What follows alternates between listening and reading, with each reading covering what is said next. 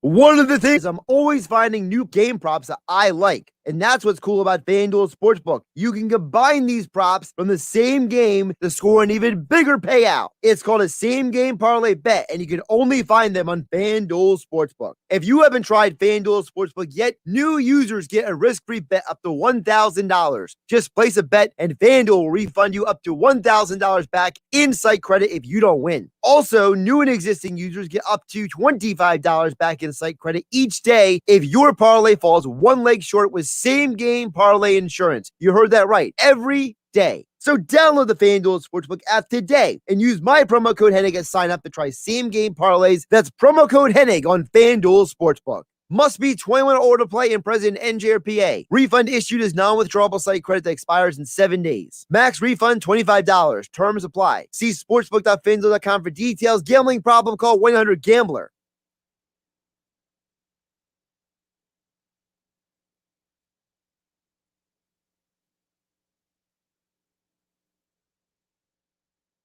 WENJ HD Millville, Atlantic City, a Town Square media station. This is Sports Bash Saturday with Josh Hennig, live from the Matt Blatt Kia Studios. Now, Sports Bash Saturday. Here's Josh Hennig. Sports Bash Saturday. Josh Hennig live in the Matt Blatt Kia Studios on 97.3 ESPN FM. Yes, Matt Blatt Kia. They want to get you approved today. Matt Blatt Kia in the Black Horse Pike, Egg Harbor Township. Visit them online at mattblattkia.com. We got a lot to get to today. We have 2 hours to do it as we do each and every Saturday for Sports Bash Saturday. We are live on Facebook, YouTube, and Twitter. You can chime in the show here on 97.3 ESPN FM and the 97.3 ESPN mobile app. It is free thanks to First Bank of Seattle City. We are going to talk some Eagles. We are going to talk some NFL draft. We are going to talk some UFC 261 is tonight because there's not one, not two, but 3 titles on the line tonight. So we got John Morgan from USA Today, lead MMA reporter for MMA Junkie, joins us at 1:20 p.m. today. So also talk about the Sixers. Losers of 3 straight. Can they get off the schneid today? Well, Sixers, Bucks, 3:30 right here on 97.3 ESPN FM. So there's a lot of reasons into why the Sixers have lost 3 straight. We'll get into all of that coming up a little bit later in the show. But I got to open with the Eagles because we didn't get a lot of chance to talk about this yesterday because the trade, when it came down, it kind of surprised everybody when it did. So yesterday, the Kansas City Chiefs and Baltimore Ravens completed a trade. The Ravens traded their highly lauded offensive lineman Orlando Brown to the Kansas City Chiefs. The Chiefs are basically rebuilding their entire offensive line. Orlando Brown's going to be their new left tackle. They signed Joe Thuney in the offseason. And it looks like the Chiefs basically have an entirely new offensive line for Patrick Mahomes next year. They got rid of all the injury-prone guys like Eric Fisher and others who had injury issues in the past. And the reason why that's an important thing to keep in mind is because when it comes to the Eagles, there's a reason why this is important. Remember, when teams make additions through free agency, through trades, that means that they're less likely to go after that player in the top 2 rounds of the draft. So the Chiefs, who needed offensive line help, are less likely to need offensive line in the draft. Also, they gave Baltimore their second first-round picks. Now, Baltimore has ammunition to trade up if they wanted to. And what does Baltimore need? Maybe Baltimore needs to go offensive line. Maybe Baltimore uses those 2 picks to trade up to get offensive linemen. They're also known to get pass rushers. Maybe they go get a pass rusher. There's a lot of reasons why this is impactful. So think about it this way. There are now multiple teams in this draft who have opportunity and ammunition to move around, starting with the Ravens. They have a history of moving up and down, and their current GM, Eric DeCosta, is an acolyte of Ozzie Newsome. And Ozzie Newsome is the guy who gave a lot of people their jobs. Joe Douglas, Andy Weidel, Eric DeCosta. There's a bunch of these guys all over the NFL who got their start with the Baltimore Ravens. And the history of that is you have a GM who's known to trade. Well, Howie Roseman is known to make trades too. You know who else might need to make a trade? Ryan Pace. You know who else might make a trade? Atlanta Falcons. New GM, by the way, down in Atlanta. Maybe he wants to make a splash. Mr. Fontenot down there in Atlanta. New GM. Mr. Holmes over there in Detroit. Maybe he's got to make a trade. So the expectation for the Eagles is they are going to have to see how the draft plays out. There's no guarantee that what we know is the current order is going to happen. And Howie Roseman touched on this a little bit. And I think that when you think about why the Eagles traded down, it has a lot to do with what the Chiefs did and the Ravens did yesterday. This was Howie Roseman this week at the press conference talking about trading back.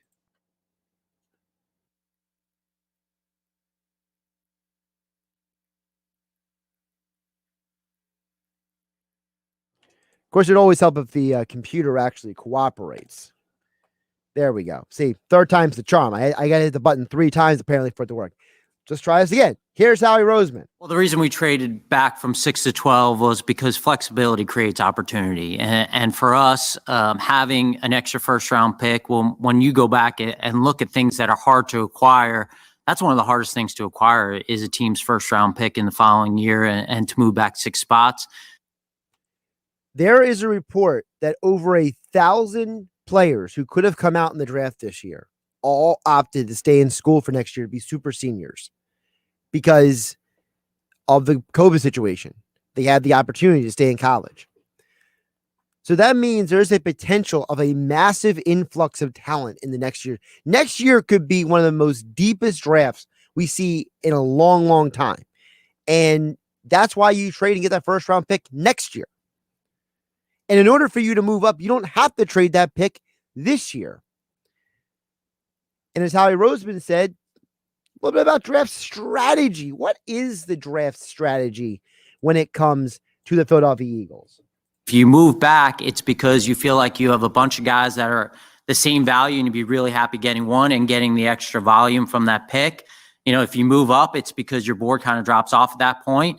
And if you select, it's because you feel like it's the last player in that sort of range. And so when we discussed this, I think those were really the things we were discussing about moving back. And when you're moving back early, you have to feel like you're getting a premium. And we felt like we were getting a premium to do that. Now, listen to what he just said there. He literally told you their draft strategy. And Howie has this. See, if you listen to Howie Roseman long enough, like I have, shamefully enough, you realize that he gives you things when he's not supposed to. He just told you, we traded down because we thought we could still get the same kind of talent. You trade up if you're targeting someone, and you stay where you are if you know exactly what you want. I wouldn't be surprised if the Eagles trade back up. I think you're going to see a lot of trades in the first few rounds of this draft because there's going to be a lot of teams jousting for the opportunity to get specific talent.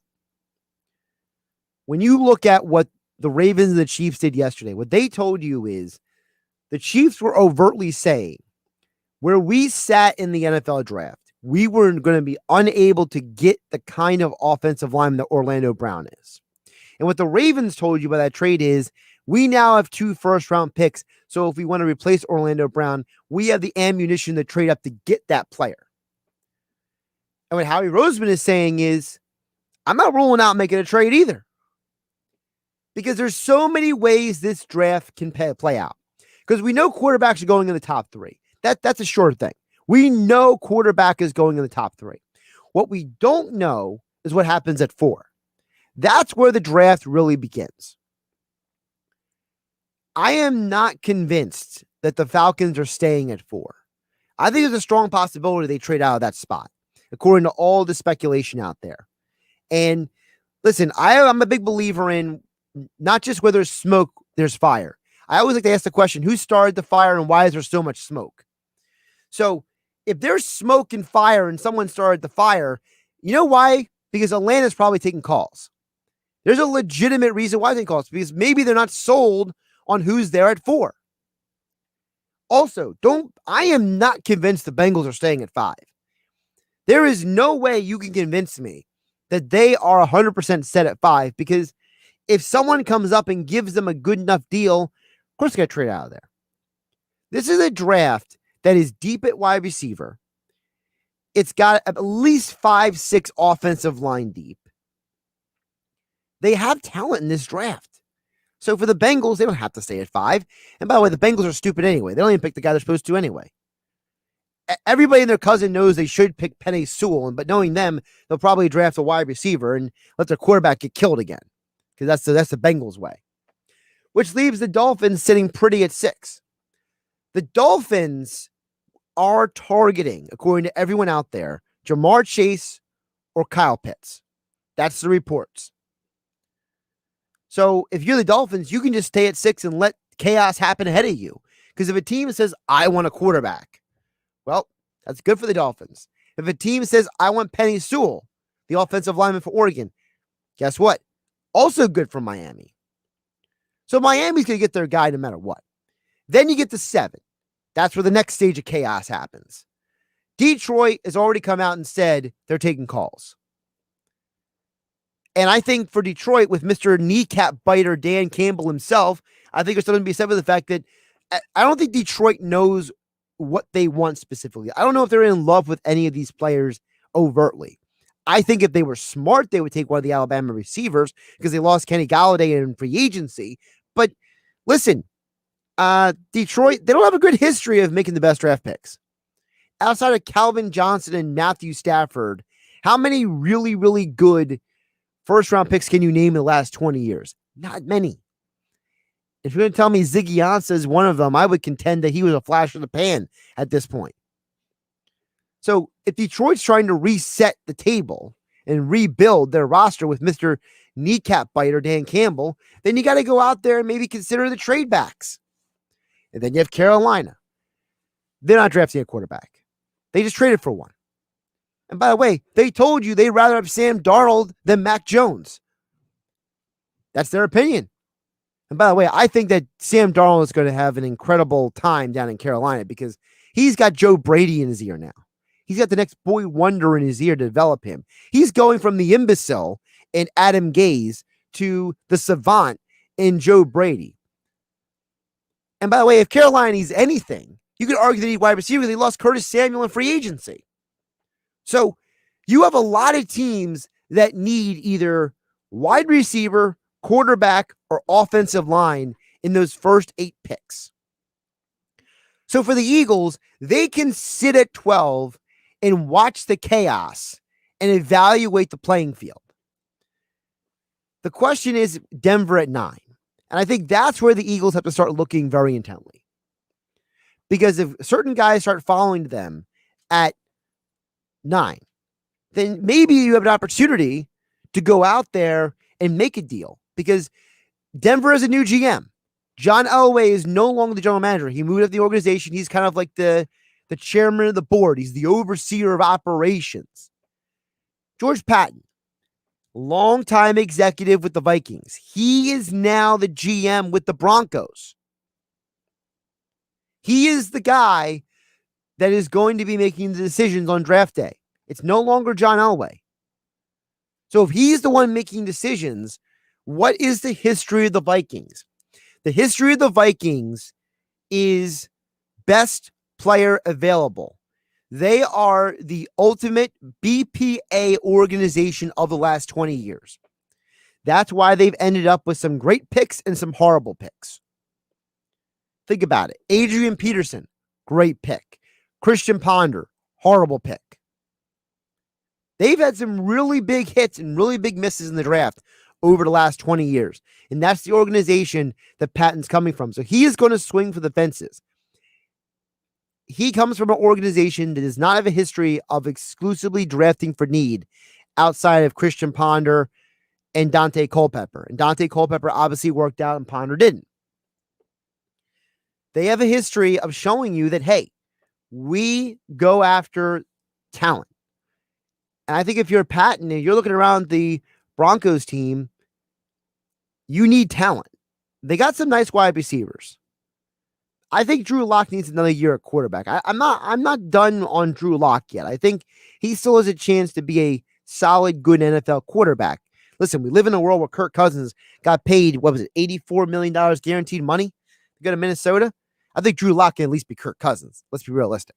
Kirk Cousins ain't something special. And Drew Lock's got a better arm. He's got better poise.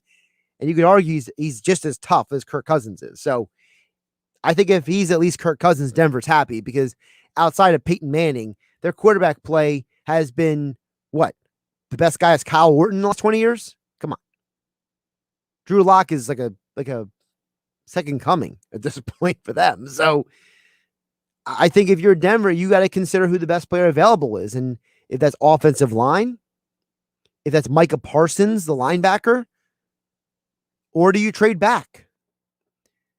And that's where the Eagles come in. I think if you're the Eagles, you're looking at 7, 8, and 9. And that's what a lot of the reports are out there. A lot of speculation that 7, 8, and 9 for the Eagles.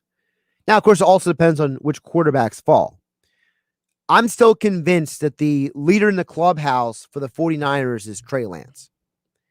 I think that we all agree that Trevor Lawrence is going 1, Zach Wilson 2. I think that's pretty much a foregone conclusion. I gave you my explanation earlier in the week, and I'll give it again here on Sports Bash Saturday. Josh Hennig hanging out with you here on 97.3 ESPN FM. The text board is open at 609-403-0973, and we are live on Facebook, YouTube, and Twitter, where you can watch the show and chime in here on 97.3 ESPN, just like Tom did on Facebook. Tom, appreciate you chiming in. Hope you enjoy your fishing trip. I will get back to the Sixers a little bit later this hour, but I appreciate you chiming in as you watch us on Facebook. You can also chime in on YouTube and Twitter as well on the stream here on 97.3 ESPN FM. Josh Hennig live in the Matt Black Kia studios. When you think about the 49ers, the reason I think Trey Lance is the leading candidate is this. Number one, the 49ers somehow got word to Trey Lance's people to get rid of his current quarterback coach and get a new coach. Trey Lance was working with Quincy Avery, who's the guy who worked with Jalen Hurts. He's worked with Deshaun Watson. He's worked with a lot of guys. Justin Fields. He's one of the best QB coaches on the planet. Him and Jesse Palmer are arguably the two best quarterback coaches of all prospects on the planet. But somehow, Trey Lance was convinced to hire John Beck instead. Now, who's John Beck? John Beck's a former NFL quarterback who spent 1 year in Washington with Kyle Shanahan.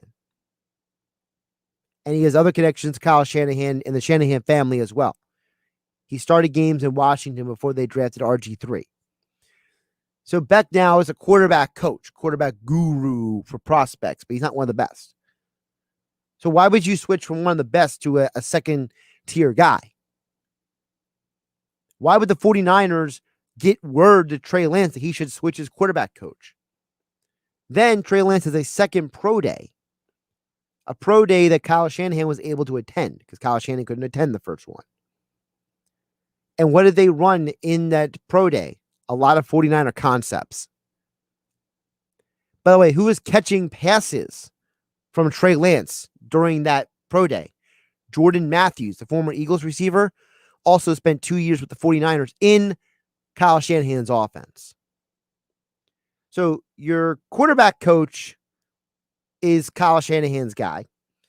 You're throwing balls to one of Kyle Shanahan's former wide receivers.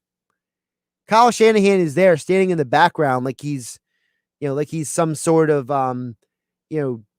Darth Lord from, like a Sith Lord from Star Wars or something, just kind of overseeing the situation. Kind of creepy. That video of him back there. You ever see the screenshots online? It is really creepy. But anyway, I don't think it's a coincidence. I think that there's a setup going on here. The 49ers are saying, listen, we want to start Jimmy Garoppolo for 1 more year. I think that's the plan. I think the plan is they're going to start Jimmy for 1 more year, let Trey Lance learn under him and under Kyle Shanahan like Pat Mahomes did, and then they can play Trey Lance next year and send Jimmy G to New England or wherever he's going to go and be done with it because Jimmy G has a long history of injuries. So that's why I think Trey Lance is going 3. I think he's the leader in the clubhouse. which leaves Justin Fields, who I think is the number 2 quarterback in this draft class, to go and drop. Whether that goes to Atlanta, whether that goes to, I don't know, do the New England Patriots trade up in the top 10? Do the Bears mortgage more of their future to trade up for another quarterback? Does Washington get involved? Does Washington even take the risk of drafting another Ohio State quarterback? I don't even know, but there are teams that need quarterbacks. Like I said, or does Atlanta stay there and pick him? And I think if Fields is dropping and Mac Jones is dropping, it's going to create a lot of chaos, a lot of trade-ups, a lot of scenarios that pushes more and more talent that is what the Eagles want down the board. Because realistically, the Eagles need a way lot more than quarterback. Quarterback may be the sexy car in the parking lot at the dealership, but he's not what you need right now. You got a family of 4, you don't want to be driving a sports car that doesn't have a back seat. You need that CRV. You need that SUV. You need that vehicle that's got the back seating and the high safety rating and all that kind of stuff. Fuel efficiency, all that kind of jazz. So, what do the Eagles need? To me, their number one need is cornerback. You're in a division where the Giants have Kenny Golladay, Sterling Shepard, and Darius Slayton. The Cowboys have Amari Cooper, Michael Gallup, and CeeDee Lamb. Washington just added Curtis Samuel to add to Terry McLaurin. Don't forget, they have 2 running backs in Jaden McKissick and Antonio Gibson who catch passes as well.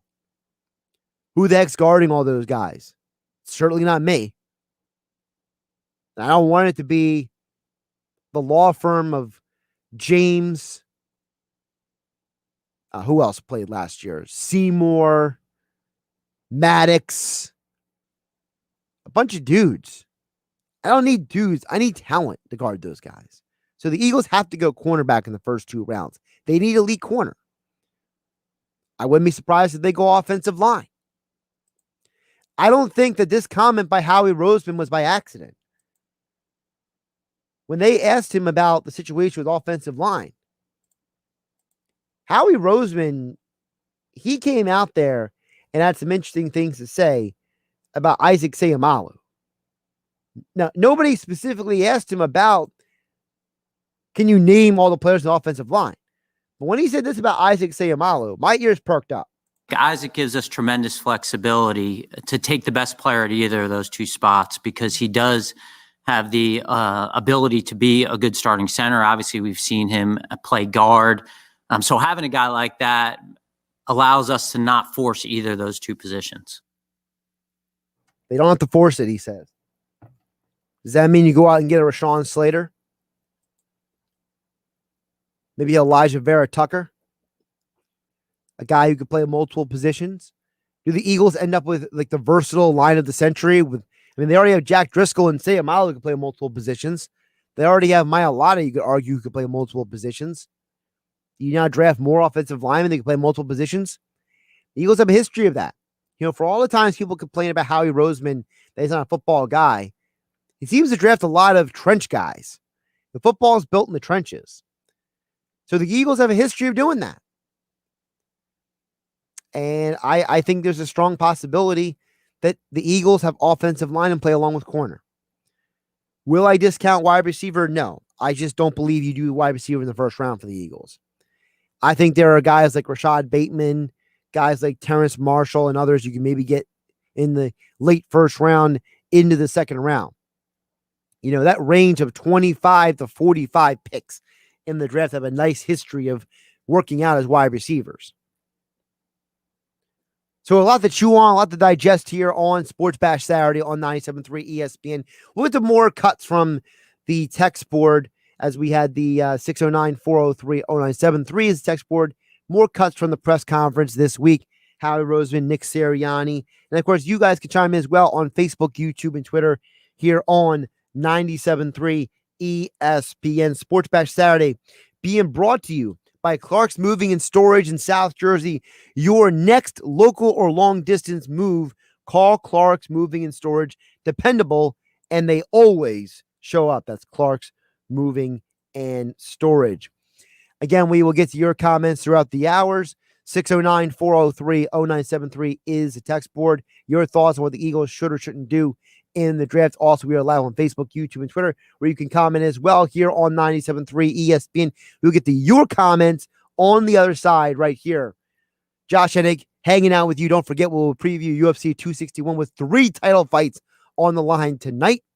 Also give you my FanDuel Sportsbook picks of the weekend a little bit later in the show as well. So keep it tuned right here, the 97.3 ESPN FM. Keep watching the show live on Facebook, YouTube, and Twitter. And don't forget, the 97.3 ESPN mobile app is free thanks to First Bank of Sea City. It's the 2021 NFL Draft exclusively on 97.3 ESPN. Who will the Eagles take with the 12th pick? Tune in to 97.3 ESPN to find out. Thursday night, round 1 coverage begins at 7 p.m. Tune in for every selection and every draft day trade. It's the 2021 NFL Draft, and it's only on South Jersey's exclusive radio home for Philadelphia Eagles football. 97.3 ESPN. On some models, excludes Corvette with GM financing. Excludes prior sales. See dealer for details. It's Bennett Chevrolet's Spring into Savings Super Sale. This month, you'll get Bennett's famous GM supplier employee pricing on new Chevys, and you keep all the rebates up to a 25% discount on some models. There's no need to negotiate. Just get here and get your new Chevy at the GM supplier employee price, and you keep all the rebates up to a 25% discount. There's another way to save big with Bennett's available 0% financing.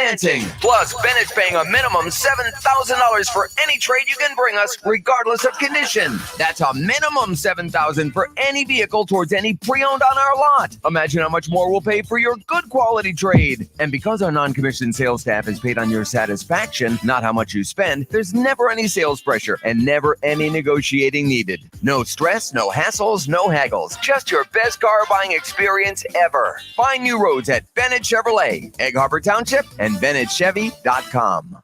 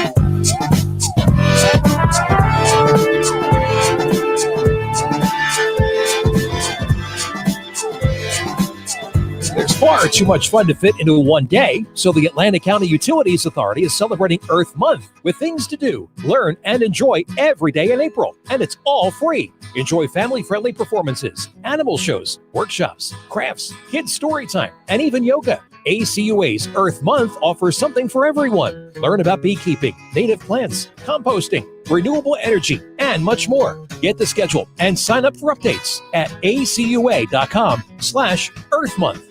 Go for an epic win with Quick Draw from the New Jersey Lottery. A $1 bet could win up to $100,000. There's a new chance to win every 4 minutes at any New Jersey Lottery retailer. This is Sports Bash Saturday with Josh Hennig, live from the Matt Blatt Kia Studios. Here's Josh Hennig.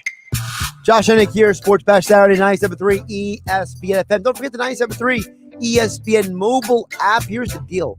First of all, it's free when you download Android, Apple, Google Play, Apple Store.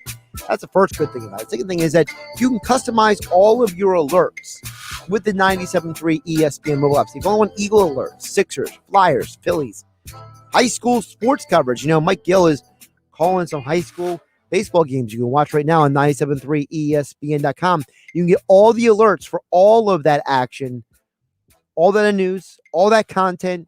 You can get all the alerts, just customize it with the 97.3 ESPN mobile app. Download it today. You can also listen to Flyers games on the app. You can listen to the NFL draft on the app. If you would have had the app last month, you could have listened to the NCAA tournament on the 97.3 ESPN mobile app. So there's lots of great stuff. All the content from 97.3 ESPN.com is also available on the app. All of our Sixers coverage from our Sixers team, the best team on the planet, Paul Hudrick, Jason Blevins, Kevin McCormick, all of our Phillies content from Frank Close, all of our Eagles coverage, all of our Flyers coverage from Flyers Insider Kevin Durr. So we get you covering all the teams. You can get it all with the 97.3 ESPN mobile app, and it's free thanks to First Bank of Seattle City.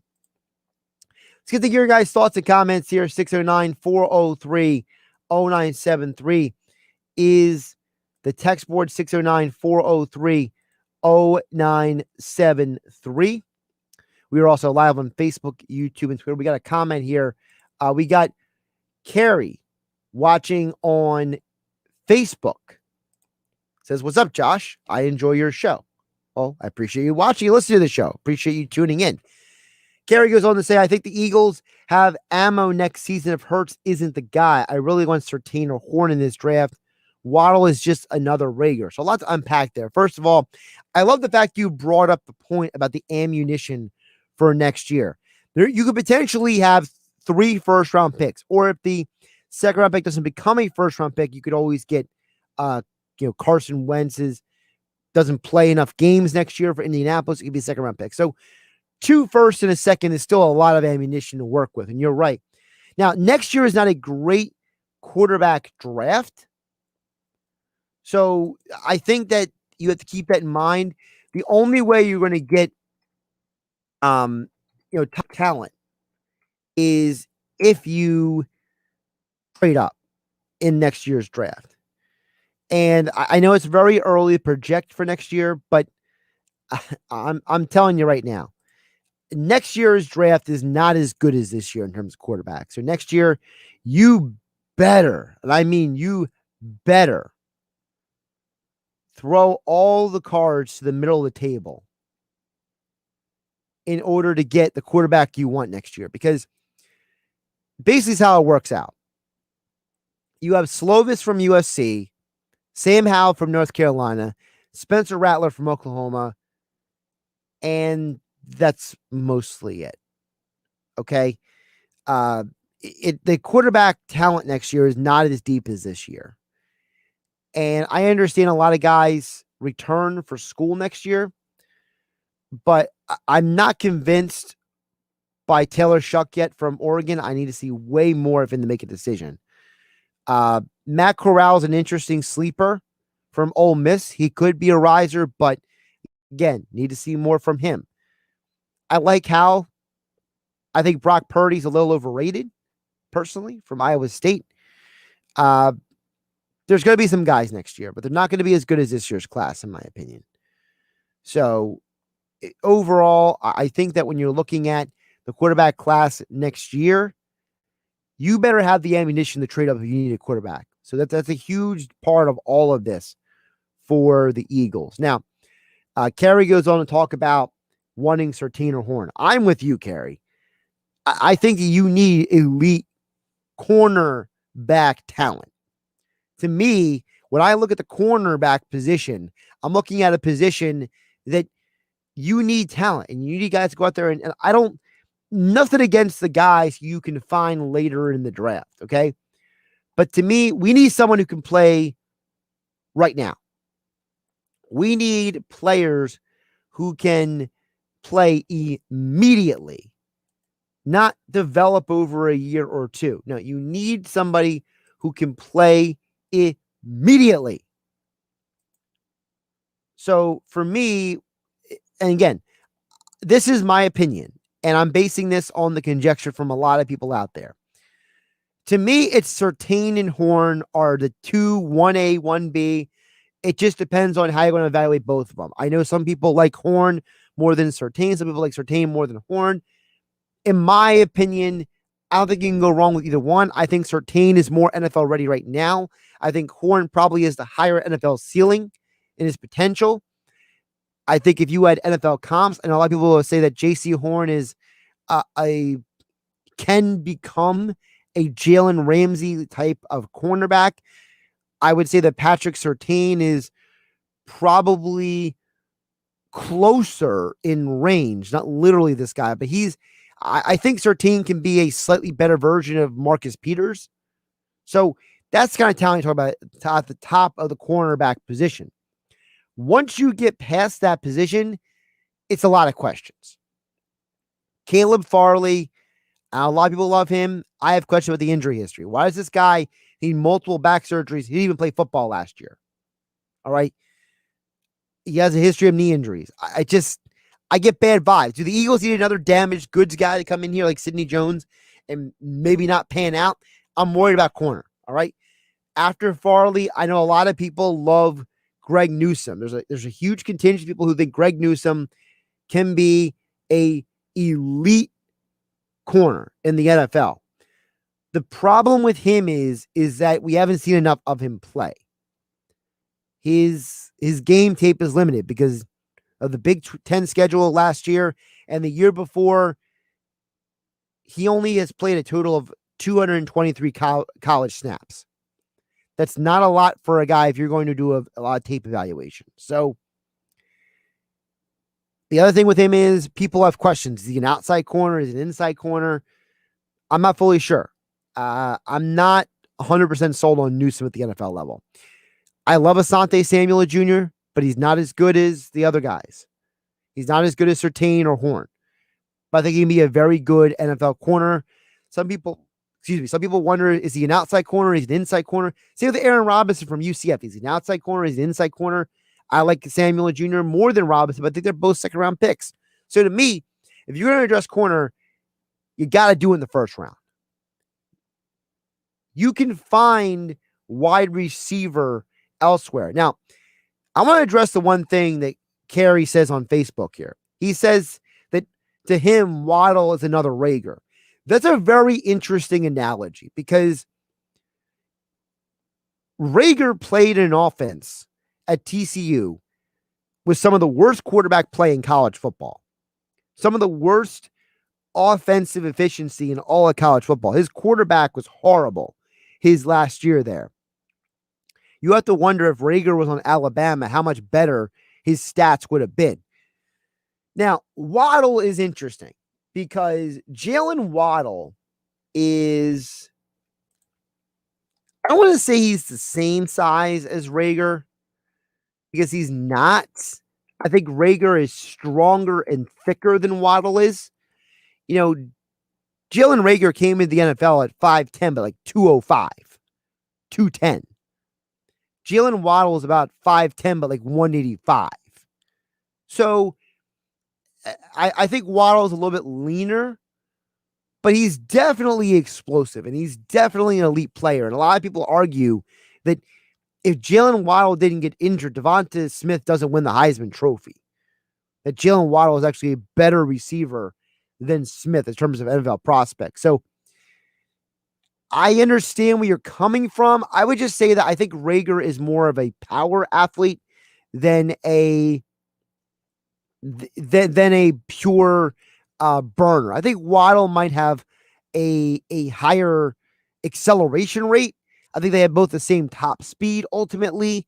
I think that Waddle might be a more polished runner, route runner coming out of college.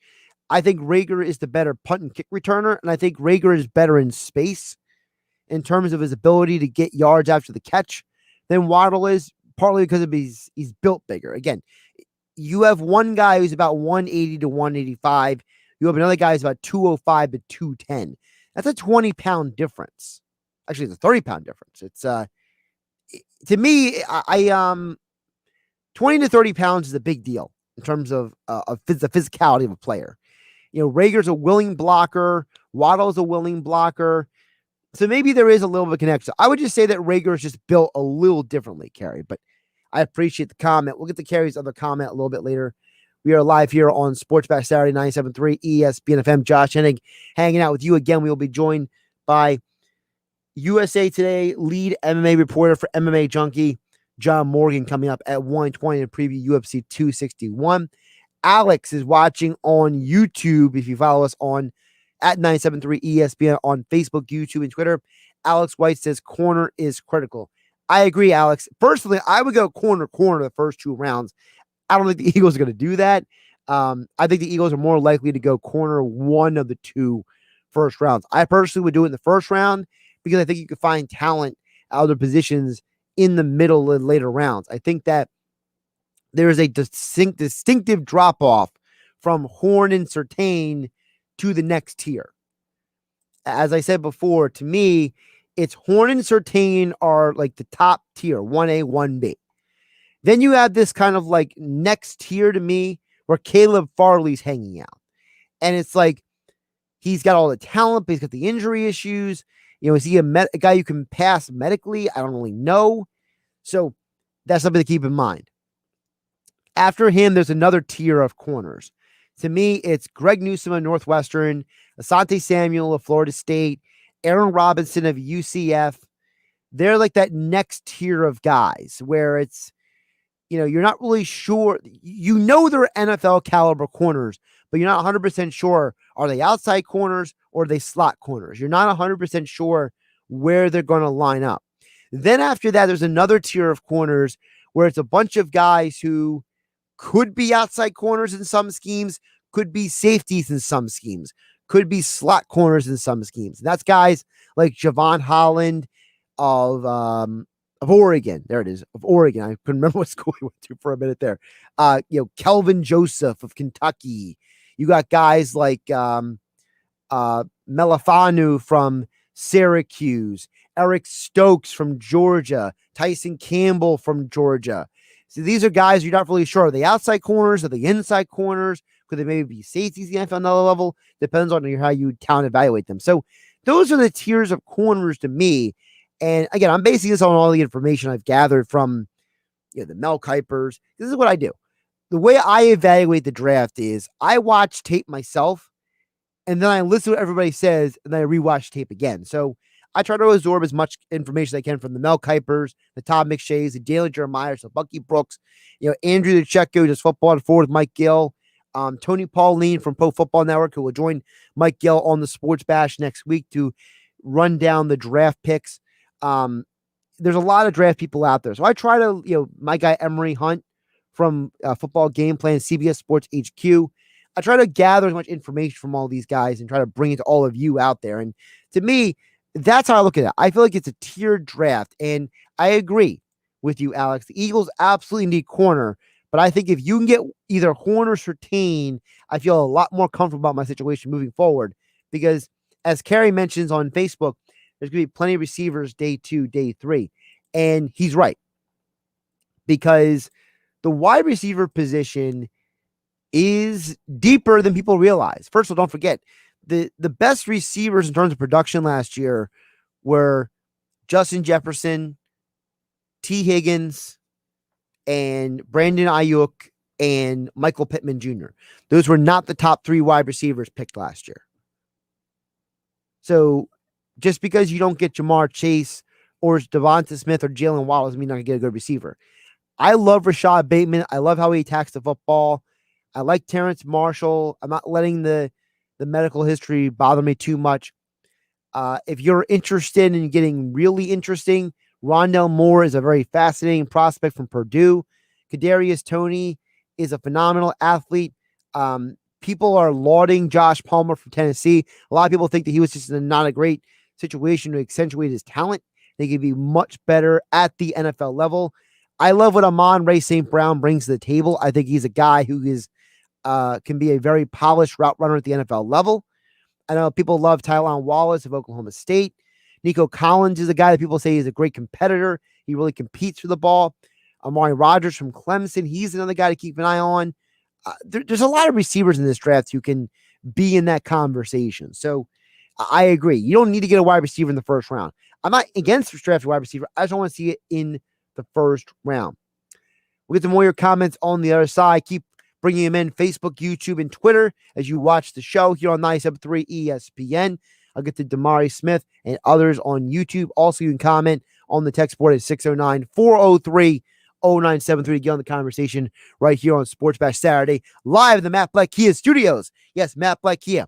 They only get you approved today. Matt Black Kia on the Black Horse Pike in Egg Harbor Township. Visit them online for the full inventory at mattblackkia.com. It's Sixers basketball later today on 97.3 ESPN with the voice of the 76ers, Tom McGinnis, calling all the exciting play-by-play action. He goes into the lane, and 2 guys are there, and he dunks the ball. What a lead pass by Ben Simmons. The Sixers are in Milwaukee to face the Bucks later today. Coverage begins at 3:30. Philadelphia 76ers basketball on your radio home of the Sixers in South Jersey, 97.3 ESPN. On some models, excludes Corvette with GM financing. Excludes prior sale. See dealer for details. It's Bennett Chevrolet's Spring into Savings Super Sale. This month, you'll get Bennett's famous GM supplier employee pricing on new Chevys, and you keep all the rebates up to a 25% discount on some models. There's no need to negotiate. Just get here and get your new Chevy at the GM supplier employee price, and you keep all the rebates up to a 25% discount. There's another way to save big with Bennett's available 0% financing. Plus, Bennett's paying a minimum $7,000 for any trade you can bring us, regardless of condition. That's a minimum $7,000 for any vehicle towards any pre-owned on our lot. Imagine how much more we'll pay for your good quality trade. And because our non-commissioned sales staff is paid on your satisfaction, not how much you spend, there's never any sales pressure and never any negotiating needed. No stress, no hassles, no haggles. Just your best car buying experience ever. Find new roads at Bennett Chevrolet, Egg Harbor Township, and BennettChevy.com. Hey, you should move over. Red right return. Right, red right return. No, just red right return because No, I'm saying red right return, but then right to agree. Okay, but you're on the... I should have said correct. I know it's red right return, but... You're on the left and it's red right return. Red right return. The tides can turn quick on the water. Progressive has you covered as a leader in boat insurance. Get a quote today at Progressive.com. Oh, I was on the left. Right. Please stop talking. Progressive Casualty Insurance Company and Affiliates.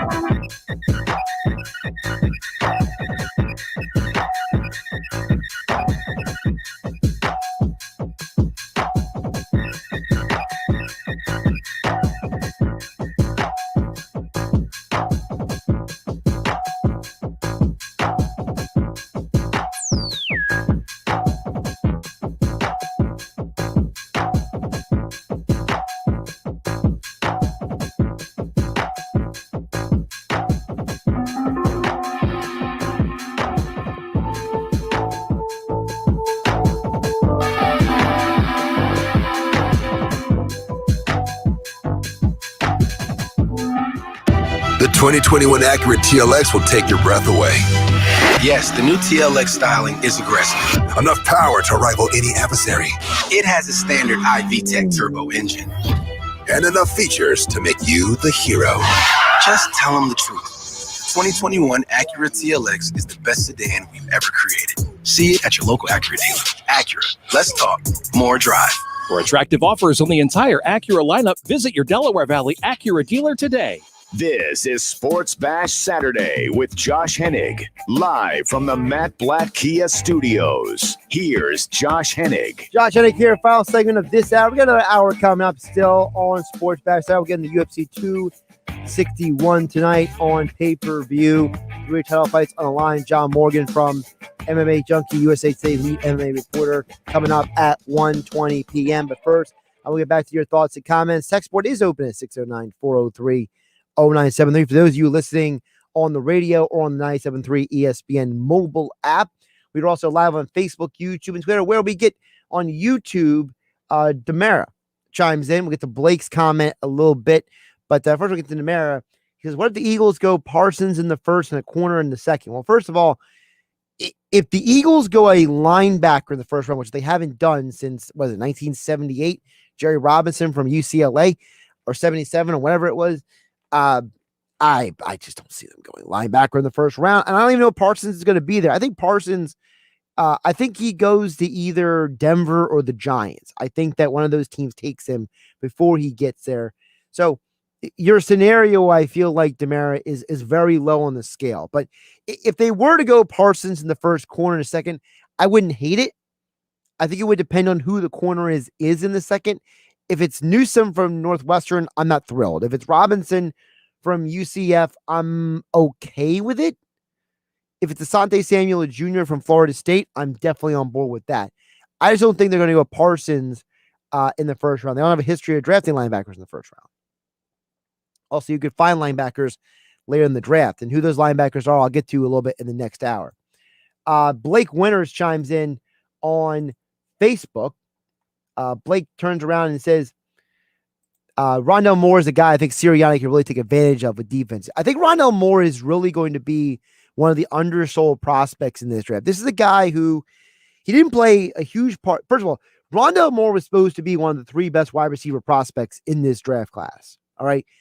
He was being talked about initially as rivaling guys like Devonta Smith for that third or fourth slot at wide receiver. And now he's not even considered in the top five because he had an injury off the field.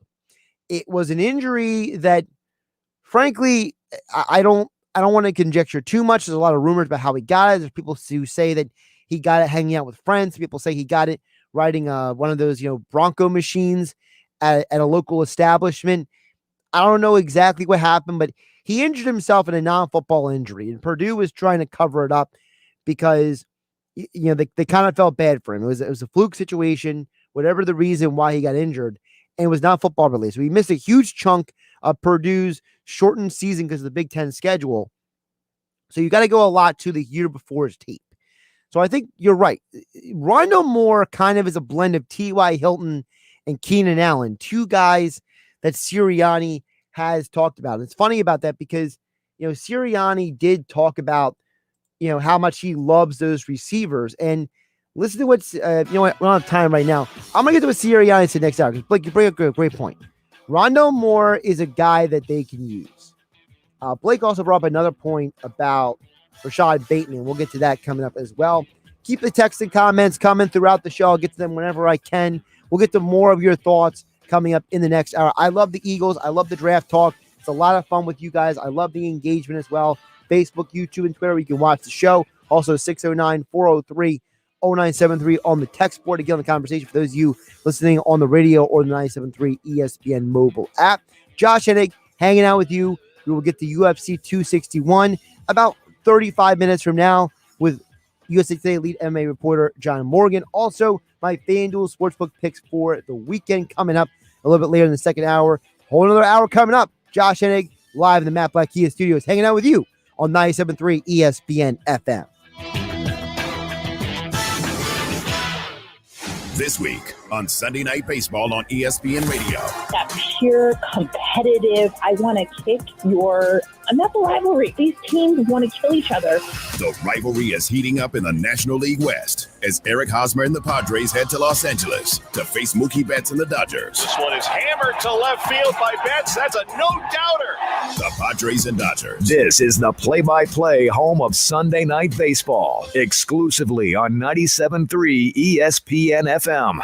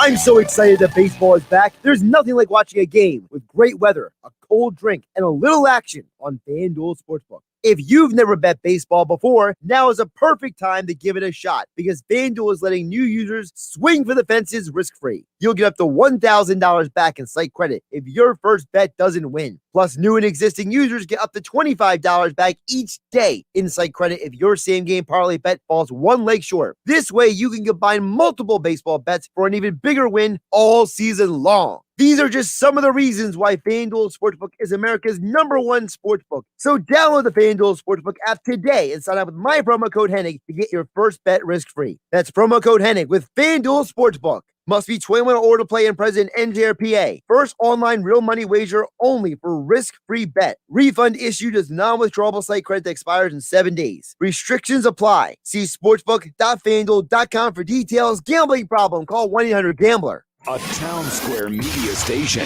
serving all of South Jersey. This is 97.3 ESPN, home of the Philadelphia Eagles. He is hit. He stumbles. He's down. WENJ HD Millville, Atlantic City. This is Sports Bash Saturday with Josh Hennig, live from the Matt Blatt Kia Studios. Now, Sports Bash Saturday. Here's Josh Hennig. Josh Hennig here on 97.3 ESPN Sports Bash Saturday. We are going to get back to your thoughts and comments. Blake on Facebook watching the show brought up a very interesting point. I want to get to that here in just a bit. Also coming up at 1:20, so about less than 20 minutes from now, John Morgan from USA Today, lead MMA reporter, UFC 261 coming up today. Well, actually tonight. Pay-per-view. Should be a excellent card. I'm pumped for this card, honestly. I think this card is going to be incredible. All right.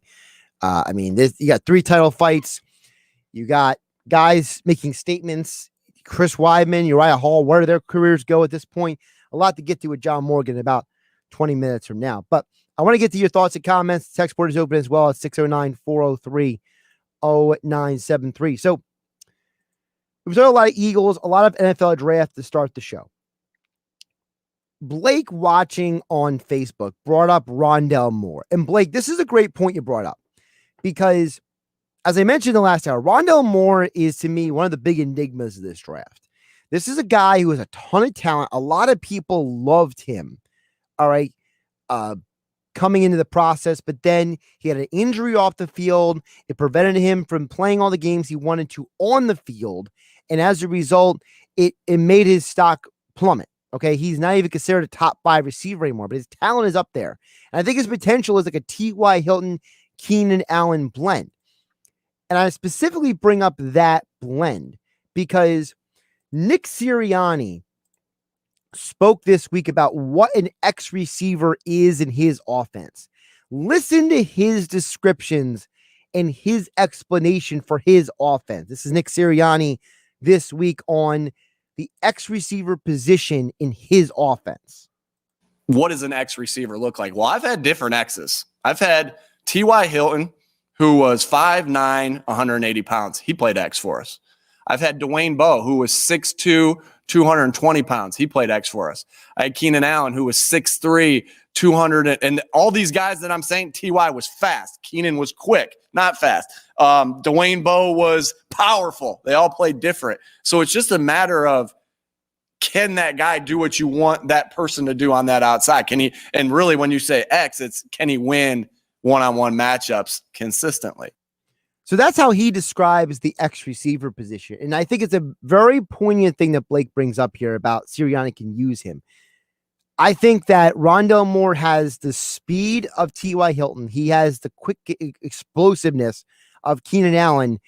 But like T.Y. Hilton, they're about the same height. They're both like 5'9" on a good day, 5'9", 5'10" on a good day, depending on the cleats he's wearing on concrete when he's being measured. So when you think about what Sirianni could do a lot with him in this offense. And I think that it wouldn't take away from Rager. It wouldn't take away from Greg Ward. And maybe it's a possibility where you don't need Travis Fulgham on the field every down if Rondell Moore is out there doing certain things. You lose a little bit of the big receiver if you get more. But what you're getting in return without getting more is you're getting a little something else. You're getting that explosiveness, that ability to win, the athleticism, the explosiveness. So he's not the biggest receiver in the world. So maybe that's not as appealing to the Eagles because they already have a lot of smaller dynamic receivers. But I definitely think Blake is right. The other thing Blake is bring up on Facebook, again, we are live on Facebook, YouTube, and Twitter. Just follow at 973 ESPN on Facebook, YouTube, and Twitter. He says Rashad Bateman is going to be the best receiver in this class 5 years from now. Now, that is a bold comment. Not because I am down on Bateman, but and I'll tell you why I like Bateman in a minute, but I'm going to pick him apart for a moment here. Bateman is a guy that has shown that his build needs to be worked on, his physical structure. He's only about 21, 22 years old. And when they list him at 210, his weight has fluctuated somewhere from like 202 to 218 during his time in college. I think his body is still growing and developing. So we're not fully sure what his physical makeup is going to be. I think he's about 2-3 years away from being a finished product as a receiver. I think that's a real negative on Bateman is I don't think he's physically ready to be a 3-down wide receiver in the NFL yet. But what I love about Bateman is he is the kind of guy who goes and gets the ball. If you watched him in Minnesota the last couple of years, he is one of those receivers who attacks the football. You've heard that term by coaches before. I love his, Siri talks about competitiveness, right? People make fun of him for. Bateman's one of those competitive guys. And he's a guy that you can get late in the first round or in the second round. Maybe the Eagles, if they were to stay at 12 or they were to make a move to get a corner in the first round or maybe an offensive line in the first round, you could maybe trade back up into the late first round and get Bateman. Maybe that's a guy that you jump up to one of those Baltimore picks. Baltimore now has 2 picks late in the first round. You call Baltimore and be like, look, we'll give you our second round pick this year, and maybe we'll give you our one of our third round picks this year, maybe a second round pick next year, or whatever the value chart says. I don't have it in front of me right now, and you go get Bateman. I think Bateman would be an incredible X receiver. And one of the reasons why I think he'd also be an incredible receiver is because Sirianni said something very, very interesting about wide receivers. Listen to what he explains about evaluating wide receivers, because this is part of the reason why I like what Bateman's going to bring to the table as a receiver. This is part of the reason why what Sirianni explains. I think this is one of the best explanations I have ever heard for the wide receiver position in terms of evaluating it. Take a listen. College football and pro football, completely different things for that receiver out there. When it's out there on the island, right? Those guys that they might not even throw at, right? A lot of colleges are saying, oh, that guy's a second round pick. I ain't even throwing at him. I'll go over to the other side, right? Because this guy over here, he's not going to get drafted, right? So there's a huge difference in the things that they have to see week in, week out. And so that's a learning curve. Now, the reason why I like Bateman is because notice how he said, I'm not going to throw at that guy. I'm going to throw elsewhere. Bateman, they were still throwing him the ball when he was double and triple teamed at times, and he'd go up and get it. He was winning at the line of scrimmage. He was winning down the field. He was a guy that Minnesota realized we don't have a lot of options. So we got to throw this guy the ball. So he was out there making these big plays, even though he was being double and triple teamed at times. His ability to show that he can win consistently as a receiver in terms of catching the ball, in terms of route running, in terms of competitiveness. I think Blake is right. Rashad Bateman has the chance to be a really great receiver 5 years from now. Now, the best wide receiver in the class, I don't know about that. I think Jamar Chase to me is still the guy who I think 5 years from now is going to be the best receiver. Because Jamar Chase is so physically ready for the NFL. I know his measurables don't sound astounding, 6'1", a little over 200. But when you see him on a football field, he looks like an NFL receiver. The way he plants his foot in and out of routes, the way he runs the route, the way he catches the football. He looks like an NFL receiver in terms of how he plays the game. And he's still growing and developing as a receiver. So I think that he is someone that I personally believe is going to be the best receiver in this class. Now, Bateman, to me, could be the second best receiver. All right. And then, because to me, it's Bateman or Waddle. It depends on how you view Waddle. Waddle has the injury history. I think people are a little wary of that. I know for me, I'm a little wary. Devonta Smith and his size. He claims he's 175. He looks more like 165, which means he's about 15 pounds lighter than his comp, which is Marvin Harrison coming out of college. So I have concerns about Smith. I don't know if Smith is going to hold up in the NFL for his career.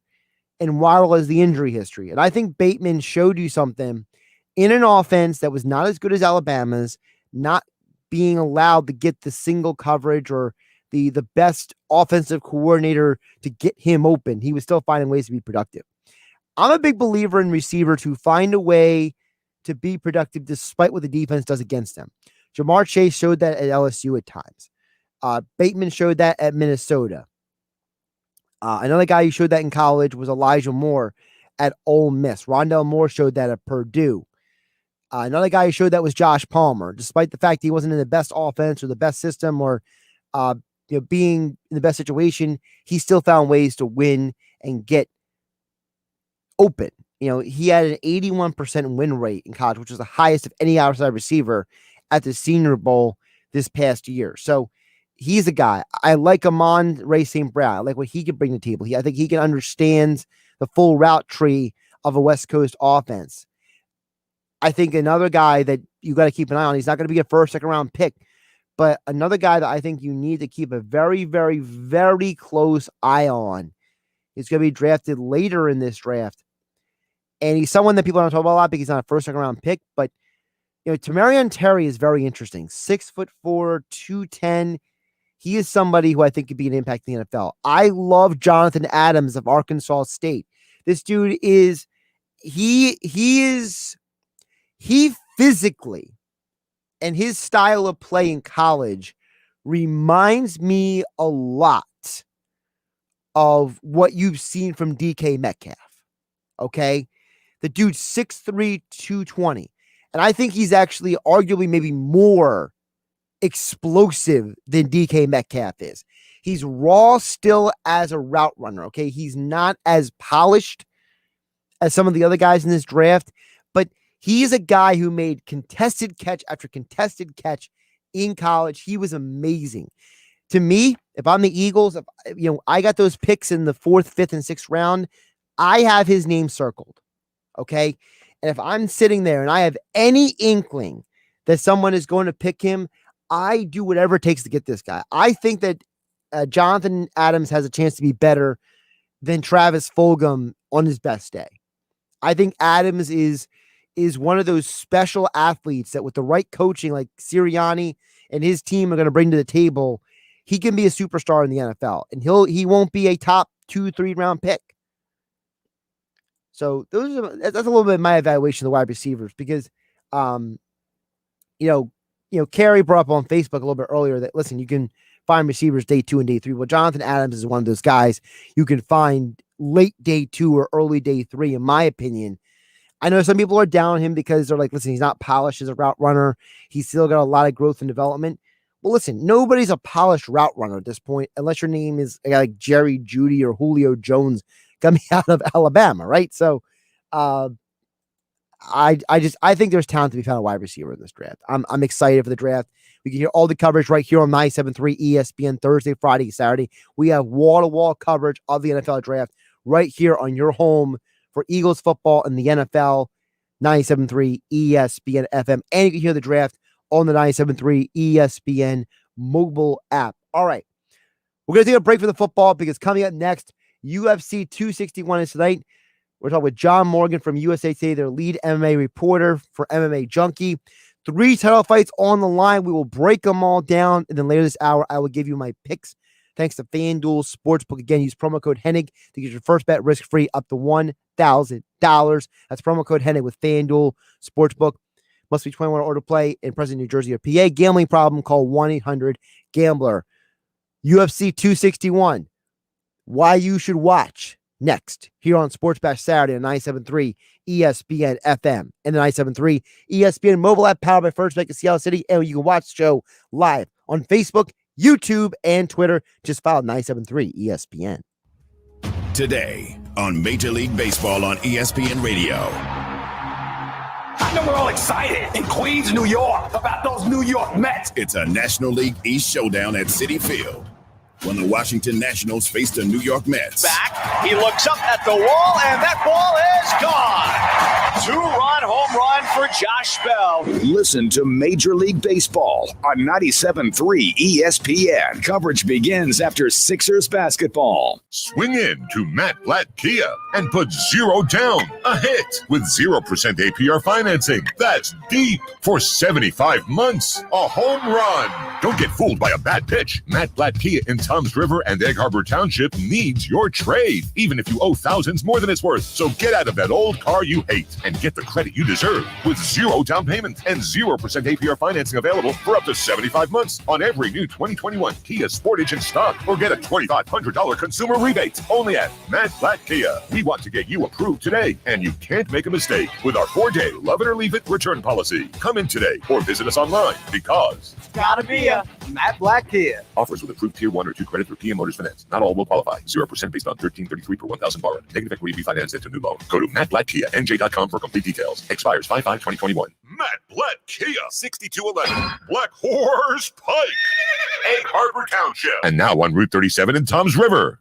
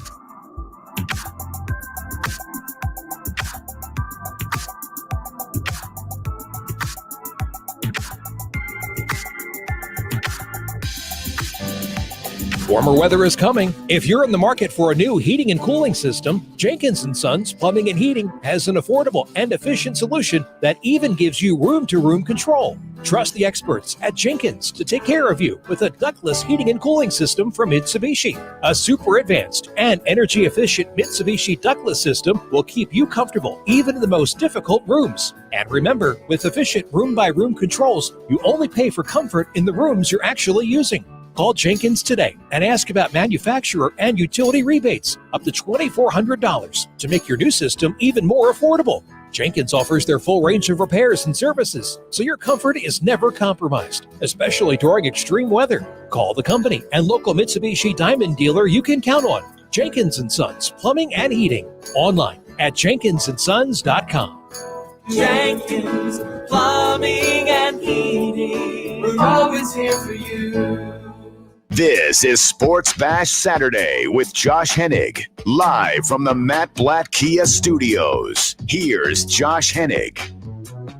Josh Hennig here, Sports Bash Saturday, 973 ESB. We'll get back to your thoughts and comments. Of course, text board is open as always at 609-403-0973. We are live on Facebook, YouTube, and Twitter. Just follow 973 ESPN to watch the show.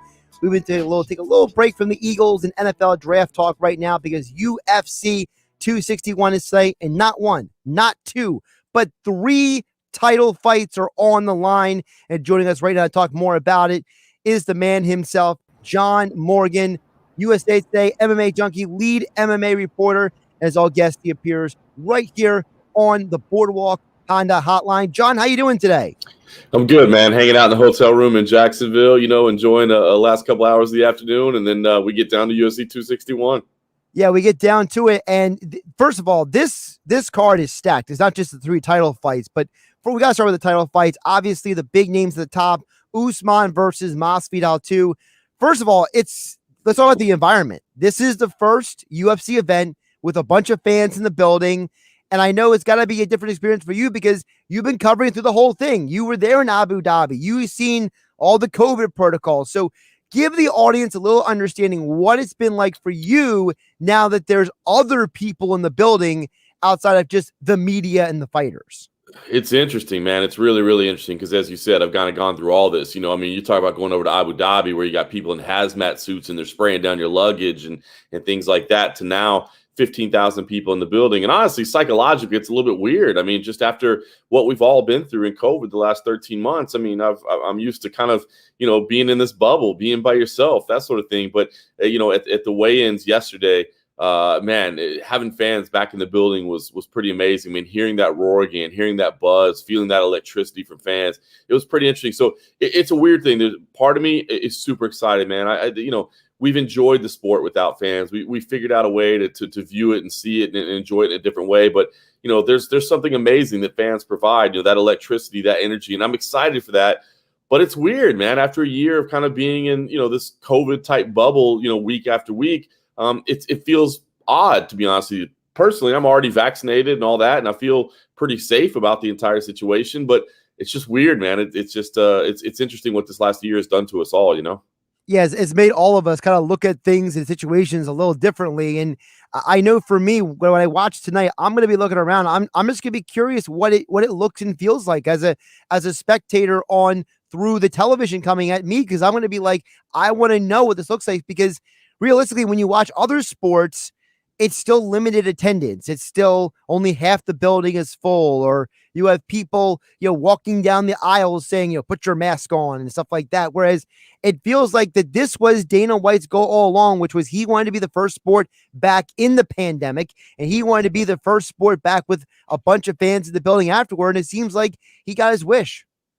Yeah, he said from the beginning, look, I'm not interested in doing 25% venues, 50% venues, no limited attendance whatsoever. He said that when we bring fans back, it's going to be full, and it is full, 15,000 people. And by the way, this is not the only one. Houston in May is already sold out. Vegas in July is already sold out as well. Both events, by the way, sold out within minutes. So, there's an absolute demand for people to get back to live sporting events. But you're right. It's, they are back. This is the first indoor sporting event, I believe, in the United States. There's been some outdoor events with, baseball and that sort of thing. But as far as sold out indoor sporting events, that's the way they build it. It's the first in the United States, and I don't remember hearing of any others. So it's going to be an interesting environment to say the least tonight. So let's get to the fights on the card itself. Obviously, Usman Masvidal 2. This is interesting to me, John, because you have one guy saying, hey, I only had a couple of days to prepare for this fight. The other guy saying, I don't care. I'm going to go out there and prove that I'm one of the best all time.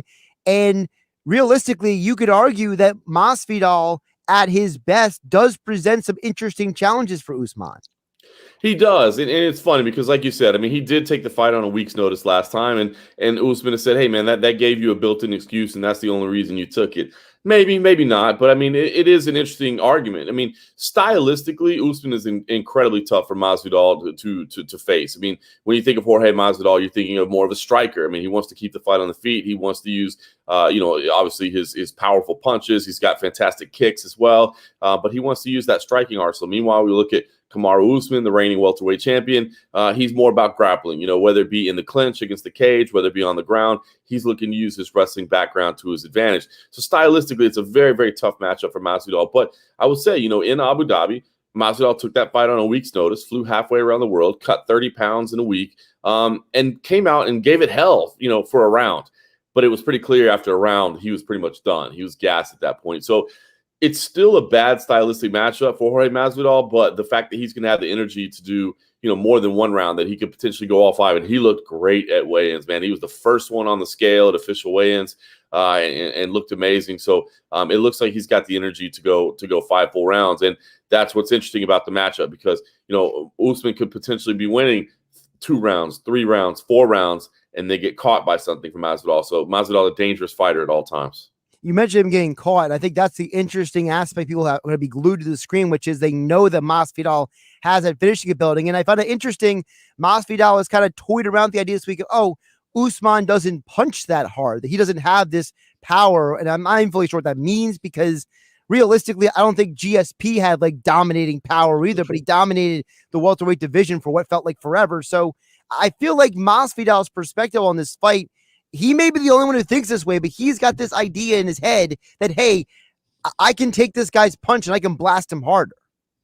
Yeah, it's kind of, if you think about it, it's kind of like that Nick Diaz attitude, right? Like if you out wrestle me for 5 rounds, did you really beat me? Because you didn't knock me out. You didn't finish me. I think that's the way he looks at fights. If you didn't put me unconscious, then you didn't actually beat me. You just happened to get the judge's scorecard. So, but to be honest with you, that's why fans love him because he comes out there to make a fight. He's looking to finish fights. And I can tell, he's a Florida boy and the Florida crowd has responded to him well. I mean, you think about first fight back with crowd in attendance, 15,000 people, and they're all going to be cheering for Masvidal. It was really interesting at the press conference earlier this week.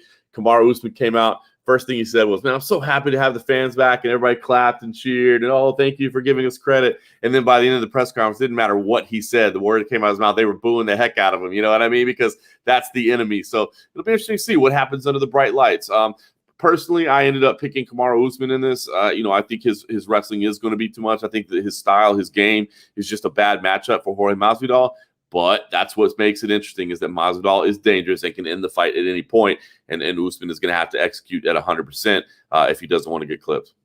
John Morgan joining us here on the Boardwalk on the Hotline, also live in virtual living color on Facebook, YouTube, and Twitter here on 97.3 ESPN. UFC 261 is tonight on pay-per-view. That's the top title fight.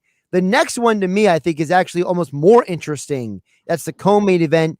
Wei Lee versus Naaman Yunus, the former champ versus the current champ. To me, this is fascinating because I feel like people forget that Wei Lee got that fight of the year in a war with Joanna Jędrzejczyk. And that wasn't an easy fight for her at all. That was a smash mouth, go back and forth. And I don't know if she can do that with Rose Namajunas and actually win that kind of fight. Yeah, it's a great point, right? I mean, that kind of added to Zhang Weili's legacy, right? I mean, this fight of the year type war, it was amazing. It was incredible. But you're right.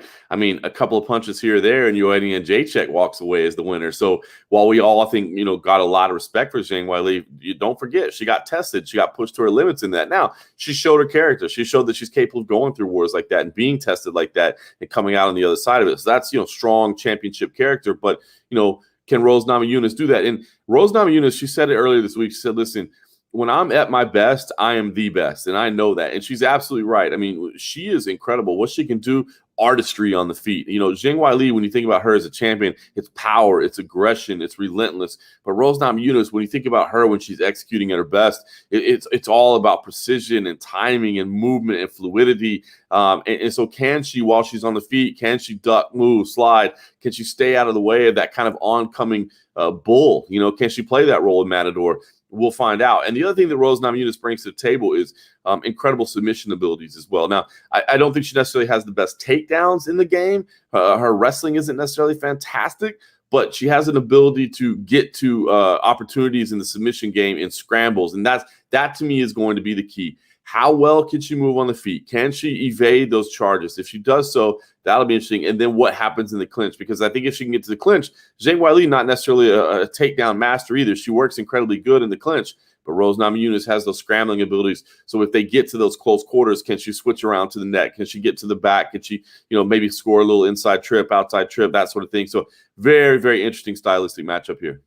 The other side piece of this is also the very 21st century, the world we live in, the comments by Rose, the comments by Zhang Weili, these things about, red this, communist that, obviously Weili, because of the world we live in, because of some of the, intense anti-Asian sentiment that's been put out there, she probably feels like she's representing an entire race of people at this point. There's obviously some side pieces to this fight as well.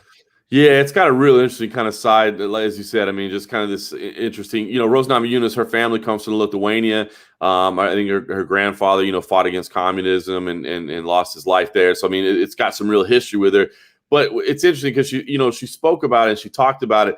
But Zhang Weili, I mean, she's from China, so obviously she's from a communist nation. But I've never in her entire career heard her speak up like championing communism or talk about the greatness of communism, that sort of thing. So I think some of it was a little bit misplaced, but it still added a little bit of an interesting dynamic to it, right? We all like a little flavor to our matchups. I mean, fighting is fun, but when there's a little extra story on the side, it just kind of makes all that more enticing.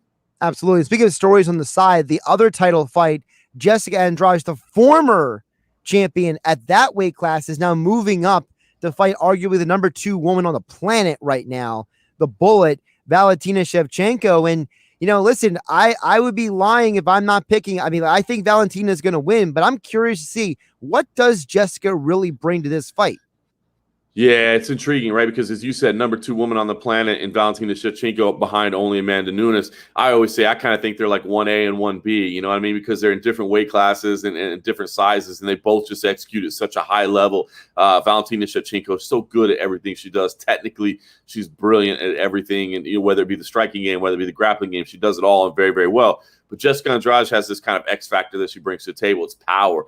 As you said, she's moving up a weight class, but she's fought at 135 before, so it's not like she's, a stranger to competing against bigger women in bigger weight classes. And she's got this just kind of insane power that nobody else in the sport has on the women's side. And she has knockout power in her hands, but she also has this grappling ability where she'll just throw you around the cage. I mean, she scored knockouts by slamming people on their head. I mean, that's amazing, so we'll see if she's be able to do that. And listen, Valentina Shevchenko, very, very few criticisms you can have of any aspect of her game, but she has had a couple of rounds here and there. That's how good she is. We're talking about rounds, not fights. She's had rounds where she's been stuck on the ground and she's been stuck underneath an opponent. So if Jessica Andrade can replicate that, it would be a massive, massive upset. But she certainly has the capabilities to make it happen. I'm with you. I think you have to pick Shevchenko. I mean, it's picking against Shevchenko is like picking against John Jones, picking against George St. Pierre, picking against Demetrius Johnson, Anderson Silva. These fighters are just on these insane win streaks. But when you look at somebody and say, hey, do they have something that could potentially fuel them to victory? Yeah, absolutely. John, before we get to one other fight on the main card, I want to ask you something. I had a conversation earlier this week with someone from boxing, the boxing world, because we're talking about the Clarissa Shields moving to MMA. She wants to be a champion in boxing and MMA. She's doing it at the PFL, and I'm curious your perspective on this. I was talking about the fact that it seems like in MMA, women fighters are being given way more opportunities and way more publicity and way more recognition for who they are than boxing, and it's an amazing contrast because you have 3 title fights. 2 of them are women's weight classes, whereas boxing, I don't know if anybody can name another female boxer outside of Clarissa Shields. Man, I'll be honest with you. I was thinking about yesterday. We were at the weigh-ins yesterday, and the roar that came from the crowd when Valentina Shevchenko stepped on stage, I was like, is this replicated anywhere else in females sports anywhere? Not just combat sport. I mean, to be honest with you, man, the fans get behind it so much, and they see what she's capable of. So you're absolutely right. It's especially true in boxing. Clarissa Shields is absolutely opened up about it. I mean, what she's doing coming into the MMA world, it's amazing that she's willing to take that risk because she's an absolute force in boxing and she's a novice when it comes to MMA. So the fact that she's willing to put her reputation on the line in trying a new sport, I applaud the heck out of her for doing it. But she said exactly the same thing. She's like, look, the financial opportunities, the recognition opportunities, they're just not there in boxing. And that's why I'm going to give it, a try in combat sports and moving over to MMA. But I'm telling you, I don't know that that's just MMA in terms of combat sports. I think it's almost all sports. I think the women in the sport are given as much recognition, opportunity, and respect as any sport.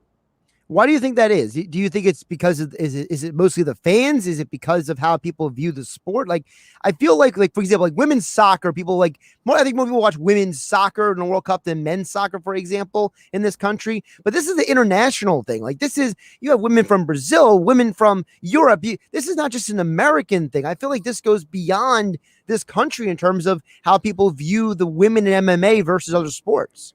I agree. And maybe part of it is just the way it started. I mean, it started with an absolute rock star, right? It was Ronda Rousey. Had it been anybody else that wasn't, a rock star, maybe they wouldn't have had that recognition off the top. But I think the fact that it's such an absolute superstar, I mean, there was a point in time where Ronda Rousey was the biggest star in the sport, period, male or female. She was the biggest star in the sport. And I think that definitely helped a lot in terms of, just bringing those immediate eyeballs. And then the other thing is, when you get into it, I think the sport, I mean, the men's and women's games, there's no difference. You know what I mean? It's literally the same game, just being competed by the opposite sex, but being competed in the exact same way. And I think that's part of it as well. There's not some of the differences that we may see in other sports. So I think it's a combination of factors, but I will say it's so cool to see. I mean, it caught me off guard the other day. I'm like, man, that's amazing.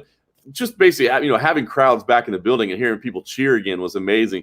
But seeing that, the amount of volume and respect and appreciation that was being given to Valentina Shevchenko, it really did strike me. I was like, man, that's so cool. This is not, people saying, oh, there's a great female fighter. It's just like, there's a badass fighter stepping on the stage. It's cool to see. Absolutely. John Morgan, USA Today lead MMA reporter, MMA junkie, joining us here on the Boardwalk kind of hotline. UFC 261 is tonight. John, before I let you go, the other fight I want to ask you about is, I am so curious about this Uriah Hall, Chris Weidman fight. I feel like people don't remember that Chris Weidman was the middleweight champion, that this guy was at the top of the world at one point. He's had this strange journey from being this dominant champion, we thought, to basically being at this crossroads, it feels like, in his career. And he's fighting a guy who's basically at another crossroads. And oh, by the way, this is a run it back of about 10 years ago for these guys? Yeah, pretty cool, right? They fought on the regional stage out in New York before they were ever in the UFC. But you're right. On the ground, I can tell you that this is the fight that has the most buzz of it outside the title fights, of course. I mean, championship fights are always going to have big buzz around them. But everybody's excited about this fight for exactly what you're saying. It's an argument. Hey, what do we expect? It's crossroads. It's two guys that really, really need to win and that have had, some recent troubles. And that, as you said, Chris Weidman made it all the way to UFC champion. I mean, beat Anderson Silva, the unbeatable figure. Like what Chris Weidman accomplished was amazing. Meanwhile, Uriah Hall was a guy that made it to the UFC through the Ultimate Fighter, and one of the most impressive runs we've ever seen on that show, and looked like an absolute world beater, an absolute killer. You're like, man, this is one of the scariest dudes in the entire sport with some of the knockouts he scored, and then just hasn't necessarily lived up to the potential we thought he had all the way along. So two guys, as you said, at a crossroads, man. Both of them need to win here. And then you look at the stylistic clash. I mean, it's Uriah Hall, who we think of as an incredibly gifted striker. Chris Weidman, somebody that you think of as having, a wrestling base, though, at this time in the sport, everybody's well-rounded, but that's, kind of where their strengths lie. So it's like, who's going to be able to go in there and impose their game? Who's going to be able to get the victory that's much needed and kind of prolong their career, or move their career forward to the next step? So listen, man, we've been going back and forth. I've been talking to fans. I've been talking to journalists. We're all going back and forth. I picked Uriah Hall coming into fight week just because I thought, listen, I think, he's with a new team in Fortis MMA in Dallas. He seems to be doing good things. But I will tell you this, Chris Weidman, and talking to him this week and seeing him, he looks fantastic. And so it has me questioning myself. This to me is like a coin toss type fight. And I'm excited about it because it's important for both guys in their career. He's John Morgan. He is on the ground at UFC 261 at MMA Junkie John on Twitter. Follow MMA Junkie for all of your MMA coverage, not just UFC, but PFL, MMA, and other aspects of the MMA world as well. And as all guests, he appeared right here on the Boardwalk Honda Hotline. John, always great stuff. Good to see you in the virtual flesh. And, as we start seeing the world open up more, it'll be interesting to see how fans back in the building affect these fights, not just tonight, but how they do moving forward. I agree. I'm looking forward to hopefully we'll be back on the boardwalk soon doing some fights out in Jersey. Absolutely. John, take care of yourself, okay? See you, brother. Josh Hennig here on Sports Bash Saturday on 97.3 ESPN. Yes, UFC 261 is today. I will give you my full rundown of picks on the other side. The FanDuel Sportsbook picks of the weekend, brought to you by FanDuel Sportsbook. You can get a risk-free bet for new users up to $1,000 if you sign up with my promo code Hennig. If you're a new user, first bet risk-free up to $1,000 in site credit. Or if you are an existing user of FanDuel Sportsbook, you can get same-game parlay insurance up to $25 back every single day if your one leg doesn't hit. We had this happen earlier in the week for anyone who bet with FanDuel Sportsbook with me. Earlier this week, Sixers, Warriors. We had a 3-leg parlay. We had Joel Embiid to hit 30 or more points, Seth Curry to hit 30 or more, and the Sixers-Warriors game hit the under. Well, guess what? 2 of the 3 legs hit because Joel Embiid didn't score 30 points. But guess what? You got back up to $25 back in site credit because the parlay fell 1 leg short. That's one of the many reasons FanDuel Sportsbook is your sportsbook of choice. Download the FanDuel Sportsbook app with my promo code Hennig to get started. And I will give you some picks coming up on the other side right here on Sports Bash Saturday on 97.3 ESPN FM and the 97.3 ESPN mobile app. Again, don't forget, gambling problem, call 1-800-GAMBLER. Must be present NJ or PA to play with promo code Hennig. And of course, don't forget, for full terms and conditions, see sportsbook.fanduel.com. We'll wrap up the show coming up the other side. Josh Hennig hanging out with you here in the Matt Black Kia Studios on 97.3 ESPN FM. Today on the NBA on ESPN Radio. Davis clutched, leaned back, and knocked down a dagger. The Los Angeles Lakers head to Dallas to face Luka Doncic and the Mavs as the playoff push continues in a crowded Western Conference. Bang, bang, bang!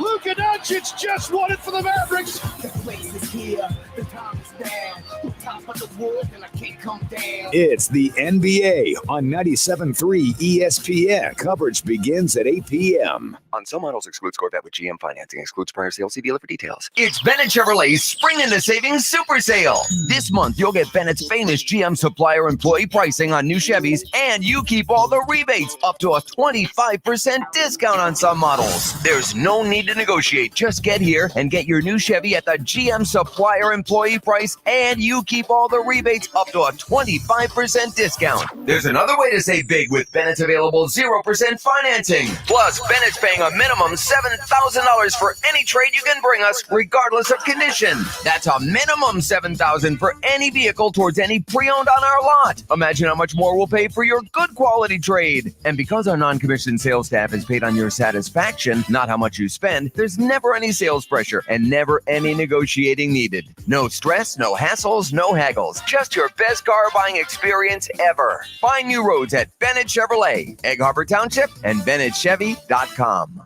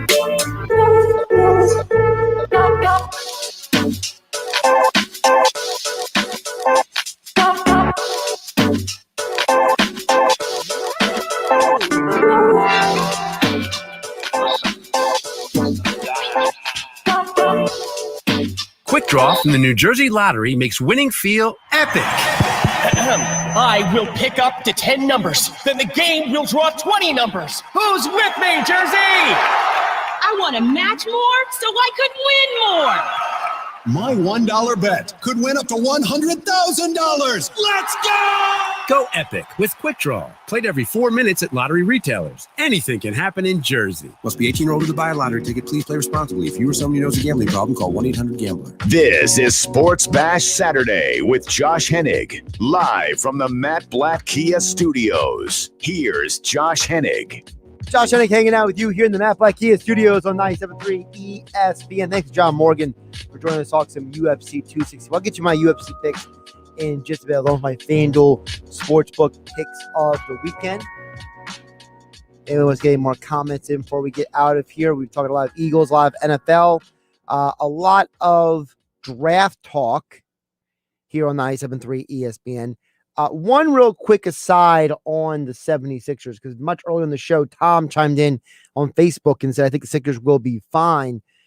Listen, I think the 3-game losing streak has a lot to do with Ben Simmons not being out there. I think that not having Simmons out there to play defense in the Suns game and the Bucks game has been extremely detrimental for the Sixers. And the expectation is he won't be playing tonight either. I'm going to check one more time, but I know that he's not playing. Oh, by the way, a little breaking news here. Not a huge story, but Paul Reed will not be playing tonight because of NBA health and safety protocols.